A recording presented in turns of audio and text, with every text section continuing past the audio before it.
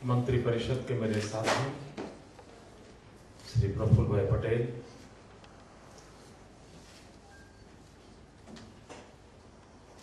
केंद्र सरकार से पधारे हुए श्रीमान छाबड़ा जी,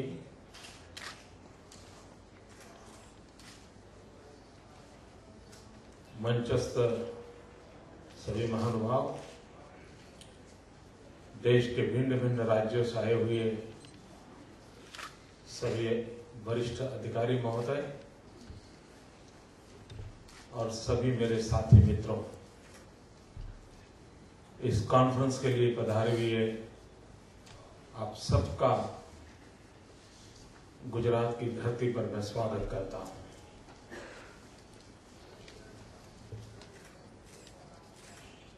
भारत के प्रथम गृह मंत्री सरदार पटेल की धरती पर आप आए हैं।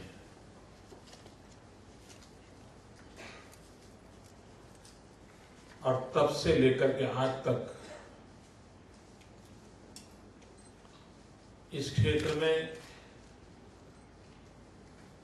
अनेक विधेयक विषय समय समय पर विकसित हुए हैं।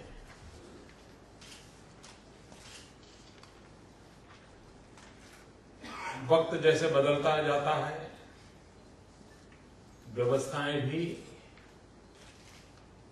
विकसित होती जाती हैं। कोई एक जमाना ऐसा था कि गांव में एक डॉक्टर हो, सब दवाइयों का समाधान, सेवा उससे हो जाती थी। अब वक्त बदल गया, आंख का डॉक्टर अलग, कान का डॉक्टर अलग, पेट का डॉक्टर अलग, व्यवस्थाएं विकसित हो जाती हैं। उसी प्रकार से कोई एक जमाना ऐसा होगा कि गांव में एक पुलिस पटेल होगा, लॉ एंड ऑर्डर सिचुएशन समझ जाती थी। वक्त बदल गया, अनेक व्यवस्थाएं विकसित करनी पड़ी, अनेक अनेक डिपार्टमेंट नए बनते चले जा रहे हैं, अनेक अनेक फैकल्टी जाती चली जाएगी। और उसी दायरे में एक पुलिस की अनेक गतिविधियों का एक महत्वपूर्ण हिस्सा बना है पुलिस वेलफेयर, उसमें भी पुलिस हाउसिंग एक महत्वपूर्ण काम डिपार्टमेंट का बना है। और उसमें अगर मिल बैठ करके बातें होती हैं, अलग अलग राज्यों के एक्सपीरियंस शेयर होते हैं, कभी कभी फाइनेंस के कारण रुकावटें आती हैं, कभी कभी लीडरशिप के अभाव में भी रुकावट आती है, कभी स्ट्रेटेजी गलत हो जाती है, उसके कारण रुकावटें आती हैं। लेकिन जब बैठते हैं तो सोचते हैं तो ध्यान में आता है कि भाई हाँ, दूसरा नागालैंड में ऐसा किया था, हम भी शायद अगर उस प्रकार से करें तो अच्छा हो जाएगा। केरल में ये किया था, हम भी ऐसा करें तो शायद अच्छा हो सकता है। सबके अपने अपने एक्सपीरियंस होते हैं, हर एक के अपने अपने इनिशिएटिव होते हैं, और ज्यादातर शेयरिंग ऑफ एक्सपीरियंस जो है वो हमें निर्णय करने के लिए एक बहुत बड़ा विश्वास देता है, एक कॉन्फिडेंस लेवल बढ़ जाता है। हाँ यार, ये हो सकता है, ऐसा ही हो सकता है। यानी ये जो मिल बैठ करके चर्चा करना, इसका सबसे बड़ा लाभ हमारा एक प्रकार से वैल्यू एडिशन का काम करता है। हमारी निर्णय प्रक्रिया को, हमारी स्ट्रेटेजी को, हमारे विजन को, हमारे प्रोग्राम को एक नई ताकत देता है। और उस अर्थ में भले ही ये पहली कॉन्फ्रेंस हुई हो, लेकिन इसके परिणाम बहुत लंबे रहेंगे, लंबे अरसे तक इसका प्रभाव रहेगा। और मुझे इस बात की खुशी है, जब हमारा स्वर्णिम जयंती वर्ष मना रहे थे तो हमारे होम डिपार्टमेंट के मित्र आए कि भाई ऐसा कर सकते हैं क्या। अच्छा हुआ भारत सरकार के साथ जुड़ करके ये अवसर गुजरात की धरती पर मिला है। और दूसरा भी एक कारण है कि जिस विषय को लेकर के यहां कॉन्फ्रेंस हुई है, उस क्षेत्र में गुजरात ने कुल मिलाकर के पूरे देश का ध्यान आकर्षित किया है, ऐसा एक संतोषकारक काम किया है। अब अभी छाबड़ा जी बता रहे थे कि एक तो यूं ही पुलिस के लिए बजट कम होता है टोटल बजट में, और कम होता है उसमें भी कम हाउसिंग के लिए होता है, और एवरेज बताया 2.5%। शायद गुजरात के मित्रों को मालूम नहीं होगा, गुजरात में ये बजट 10% है, हाउसिंग का बजट 10%। अब देश की एवरेज कहां है और गुजरात कहां खड़ा है?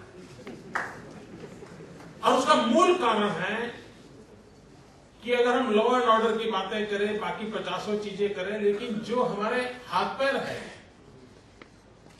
जिनके भरोसे हमें चलाना है, उनकी अगर मिनिमम रिक्वायरमेंट को हम प्रायोरिटी नहीं देंगे तो अनरेस्ट वगैरह छोटे, डिसिप्लिन फोर्स है, अपना बोझ उठा लेंगे, लेकिन मानवता की दृष्टि से भी, व्यवस्थाओं के विकास की दृष्टि से भी, और राज्य का काम सिर्फ यूनिफॉर्म वाले पुलिस को देखना है नहीं है, राज्य का काम उस पुलिस को ताकत देने वाले उसके परिवार की तरफ भी देखने का होता है। और इसलिए जब हाउसिंग की व्यवस्था को जब मैं देखता हूं तो मैं यूनिफॉर्म में खड़े हुए इस जवान को सिर्फ नहीं देखता, मैं उसके पीछे उसके पूरे परिवार को देखता हूं, उसके बच्चों की पढ़ाई की चिंता होती है, उनके स्वास्थ्य की चिंता होती है, और ये सारी व्यवस्थाओं के लिए एक रूफ ये पहला कदम होता है। मैं पिछले दिनों पुलिस के कोई वेलफेयर के इवेंट में जब भी गया हूं तो मैंने कुछ विषय रखे हैं उनके सामने, और उस दिशा में गुजरात में प्रयास भी हुई, और हम चाहते हैं कि पुलिस हाउसिंग में जैसे टेक्नोलॉजी नहीं लाने की आवश्यकता है। अब तो टेक्नोलॉजी इस प्रकार से आ रही है कि बहुत तेजी से, अभी मैं मलेशिया में जो काम हुआ उसका एक अध्ययन कर रहा था, और वहां के उस लोगों के साथ मुझे चर्चा करने का अवसर मिला।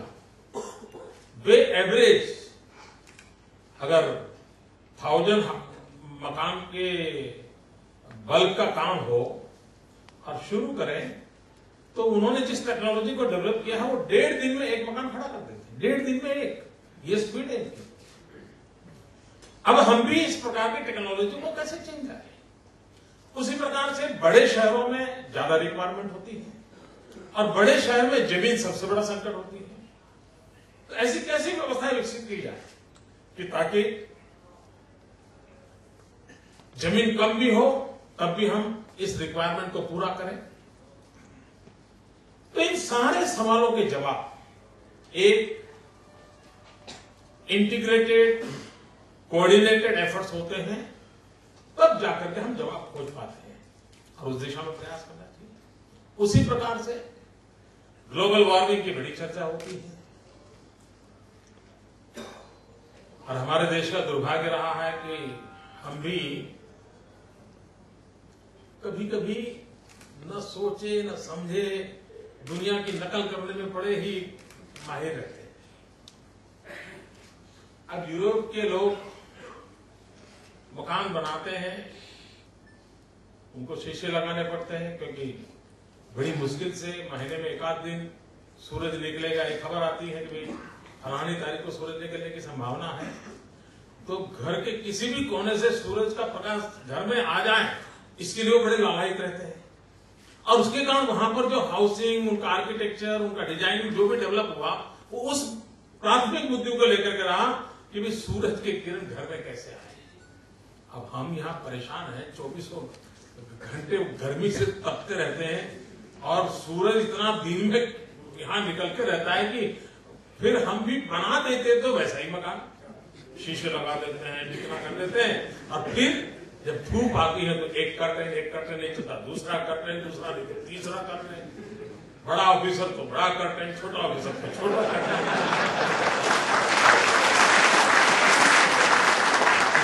इसके ज्यादा आ गए। अब ये चीजों को बदल नहीं सकते क्या कि भाई हमारा एनवायरमेंट अलग है, हमारा वेदर कंडीशन अलग है, हमें किस प्रकार के आर्किटेक्चर की जरूरत है। और इसलिए इन सारे विषयों पर हमने अब इवन जेल, मैंने हमारे हाउसिंग के लोगों को कहा था, मैंने कहा देश भर में कंपटीशन करनी चाहिए, आर्किटेक्चर को बोलना चाहिए कि आधुनिक युग में जेल कैसे होनी चाहिए। आज सारे मानव की तरफ देखने का दृष्टिकोण बदल चुके हैं। अब अंडमान निकोबार वाला जमाना नहीं रहा है। तो अगर वो हमें बदलना है तो हम कंपटीशन करें, देश भर के आर्किटेक्चर को इनवाइट करें कि भाई बताइए जेल के मॉडल क्या होने चाहिए, किस प्रकार का डिजाइनिंग होना चाहिए, और फिर जो नया कंस्ट्रक्शन करें उस दिशा में करें। कम से कम उसको शुद्ध हवा, प्रकाश, उसकी जिंदगी के साथ जुड़ी हुई चीजें हैं, उसको कैसे मिले।